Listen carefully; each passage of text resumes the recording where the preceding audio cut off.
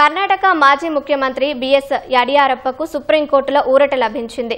లైంగిక వేధింపుల కేసులో ట్రయల్ కోర్టు విచారణపై సుప్రీం తాత్కాలికంగా స్టే విధించింది. పోక్సో కేసులో విచారణకు హాజరు కావాలని ఫాస్ట్ ట్రాక్ కోర్టు యడియూరప్పకు సమన్లు జారీ చేసింది. కోర్టు పంపిన సమన్లను రద్దు చేయాలని కోరుతూ యడియూరప్ప కర్ణాటక హైకోర్టులో పిటిషన్ దాఖలు చేశారు. యడియూరప్ప పిటిషన్ను హైకోర్టు కొట్టివేయడంతో ఆయన సుప్రీంకోర్టును ఆశ్రయించారు. దీనిపై విచారణ జరిపిన CJI justice Surya Kant, justice జోయి Malya బాగ్చీలతో కూడిన ధర్మాసనం ఈ కేసుపై స్టే విధించింది. తదుపరి ఆదేశాలు జారీ చేసే వరకు ఈ కేసులో ఎలాంటి విచారణ చేపట్టవద్దని స్పష్టం చేసింది.